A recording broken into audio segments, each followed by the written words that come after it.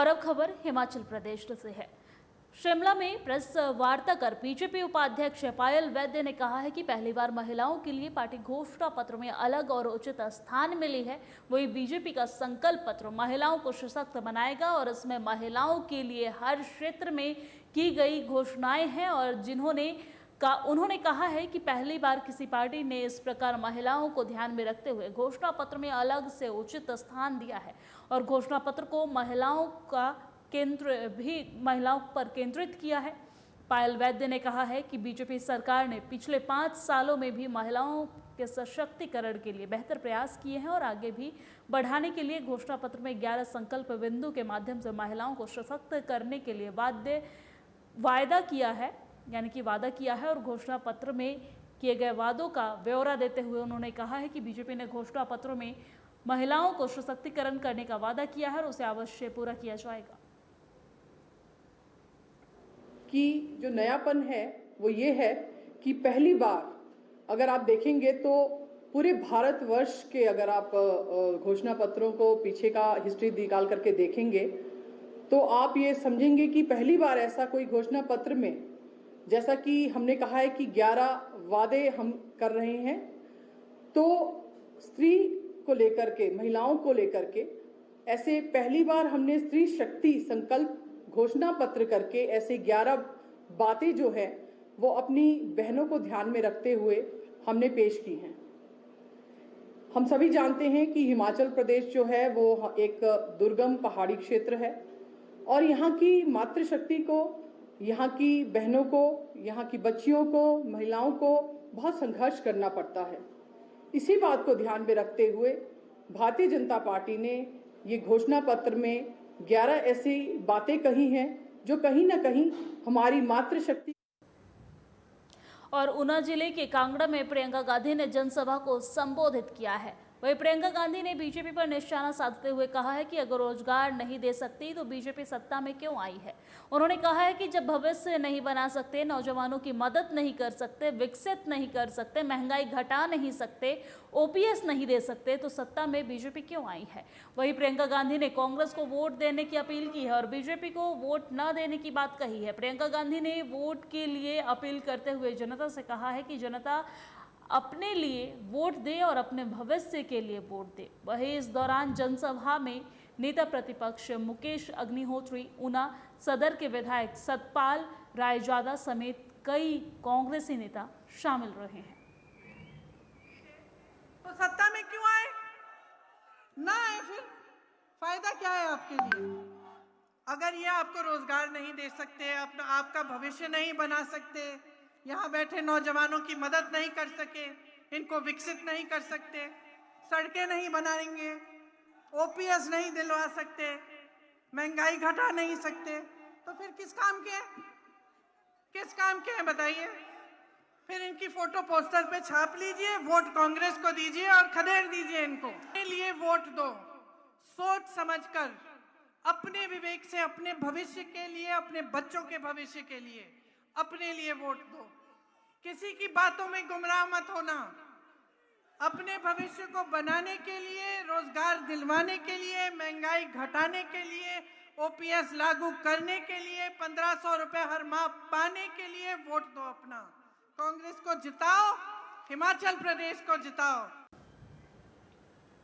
और बीजेपी द्वारा जारी किए गए घोषणा पत्र को कांग्रेस पार्टी ने झूठ का पुलिंदा करार देते हुए कहा है कि बीजेपी ने कांग्रेस के घोषणा पत्र की नकल की है और 2017 के घोषणा पत्र में जो वादे किए गए थे वो वादे पूरे नहीं किए गए हैं। ज्यादातर घोषणाएं ऐसी है जो कांग्रेस पार्टी ने देने का ऐलान किया है, वही बीजेपी ने कॉपी पेस्ट किया है। हिमाचल कांग्रेस प्रभारी राजीव शुक्ला ने कहा है कि कर्मचारियों के लिए ओपीएस पर बीजेपी ने घोषणा पत्र में जिक्र तक नहीं किया है, जबकि कांग्रेस ने ओपीएस छत्तीसगढ़ और राजस्थान में इसे लागू कर दिया है। कांग्रेस ने स्टार्टअप देने का ऐलान किया तो बीजेपी ने भी स्टार्टअप का वादा किया है। बीजेपी सेब पैकिंग पर 12% जीएसटी रखने की बात कही है। वहीं उन्होंने कहा है कि राम मंदिर निर्माण के लिए कांग्रेस ने सुप्रीम कोर्ट के फैसले के दिन ही स्वागत कर दिया था और बीजेपी राम मंदिर के निर्माण पर वोट मांगती है, लेकिन कांग्रेस पार्टी राम के नाम पर वोट नहीं मांगती है। घोषणा पत्र नड्डा जी जारी कर रहे थे, तो मुझे लगा कि अब जरूर आप लोगों के माध्यम से हिमाचल की जनता को इसका जवाब देना चाहिए। सबसे पहले तो 4 तारीख को मैनिफेस्टो जारी करने वाले थे, क्यों नहीं किया? क्या बात थी कि 4 तारीख को आपने मैनिफेस्टो क्यों नहीं जारी किया अपना? उनको किसी ने बताया कि 5 तारीख को कांग्रेस का मैनिफेस्टो आ रहा, वो देख लो, फिर उसी की नकल उतार दो। इसलिए फिर वो उन्होंने एक दिन बाद का रख लिया। इसके बाद उन्होंने नकल उसकी उतारी, कॉपी की है, और उसी में से पॉइंट उठा के वो डालते गए। लेकिन वो ये भूल गए कि 2017 में भी उन्होंने एक मैनिफेस्टो जारी किया था, घोषणा पत्र जारी किया था, और 2017 के घोषणा पत्र में जो जो वादे किए थे वो कोई वादे भी। और सोलन में बीजेपी के प्रदेश अध्यक्ष रश्मिधर सूद ने कहा है कि बीजेपी ने महिलाओं के लिए जो संकल्प पत्र तैयार किए हैं उसमें महिला सुरक्षा सहित महिलाओं को लाभ होगा और बेहतर शिक्षा, स्वास्थ्य सहित सभी तरह की सुविधाएं महिलाओं को बीजेपी के संकल्प पत्र में दी जाएगी। उन्होंने बताया है कि बीजेपी ने महिला संकल्प पत्र में हर चीज का ख्याल रखा है। बेहतर शिक्षा से लेकर स्वास्थ्य सहित अन्य सभी लाभ इस संकल्प पत्र में दिए गए हैं। कितनी आसानी से आपने कह दिया कि ये वोट के लिए होगा। हमने पहले भी 2017 में जब हमारी भारतीय जनता पार्टी की सरकार बनी, तब भी हमने महिलाओं को केंद्रित करके बहुत सारी योजनाएं। और बिलासपुर में हिमाचल प्रदेश विधानसभा चुनाव के मद्देनजर जहां बीजेपी ने संकल्प पत्र जारी किया है, तो वहीं महिला मोर्चा की प्रदेश प्रवक्ता प्रतिभा कंवर ने संकल्प पत्र की सराहना करते हुए संकल्प पत्र में हर वर्ग का ख्याल रखने की बात कही है। प्रतिभा का कहना है कि इस संकल्प पत्र में महिलाओं का विशेष ख्याल रखा गया है और जिसमें महिला सुरक्षा, सरकारी नौकरी में आरक्षण, स्वास्थ्य लाभ और गरीब तबके की लड़कियों के विवाह के लिए आर्थिक मदद बढ़ाने पर जोर दिया गया है, जिसमें महिलाओं को आगे बढ़ाने में सरकार पूरी मदद करेगी। और वही प्रतिभा ने कहा है कि इस बार बीजेपी की सरकार जो है वो फिर से बनने जा रही है प्रदेश में और इसे बनाने में महिलाएं अपना पूरा सहयोग देंगी।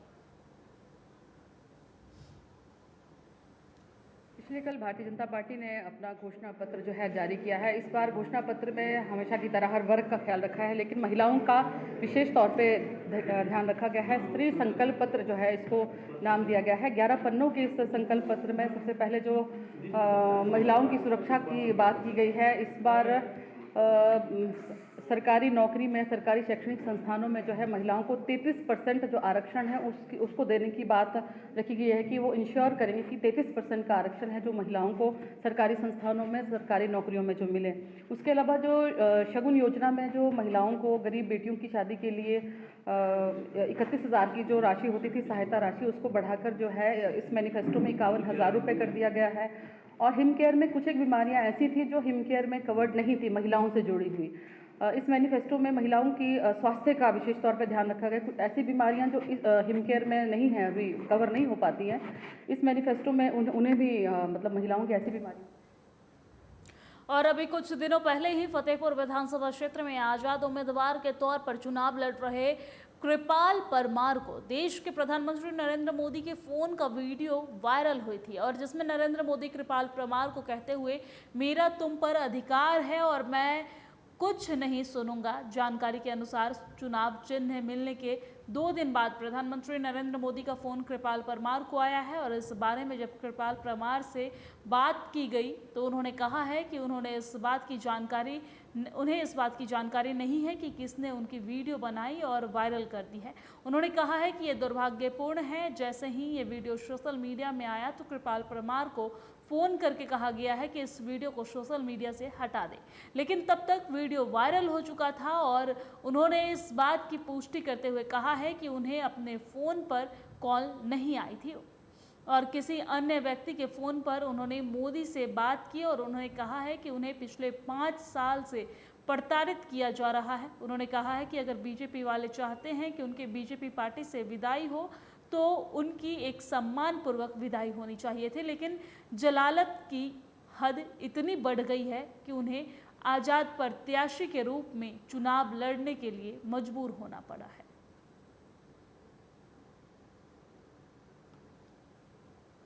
मुझे नहीं पता कि किसने ये रिकॉर्डिंग की। ये बात 30 तारीख की है, जिस दिन विड्रॉल थी उससे नेक्स्ट डे की। और मैंने वहाँ जो लोग खड़े थे उनको मैंने मना भी किया था कि वीडियो रिकॉर्ड नहीं करेगा कोई भी। और कैसे भी रिकॉर्ड हुई, 4-5 दिन ये वीडियो कहाँ रहा और आज कैसे ये मीडिया में आया, मुझे इसका ज्ञान नहीं है। लेकिन ये बड़ा दुर्भाग्यपूर्ण है। जैसे ये वीडियो मीडिया में आया था, मेरे कार्यालय से उनको फ़ोन किया था कि इस वीडियो को हटा दें, लेकिन तब तक बात निकल चुकी थी। मुझे इस बात का खेद है कि ये वीडियो जो मीडिया में आया। और दूसरी बात यह है कि मेरी बात हुई थी, मेरे फ़ोन पे फ़ोन नहीं आया था, किसी के फ़ोन पे फ़ोन आया था। और कैसे ये हुआ, ये और मेरे साथ हिमाचल प्रदेश की खबरों में फिलहाल इतना ही। मुझे दीजिए इजाजत। नमस्कार।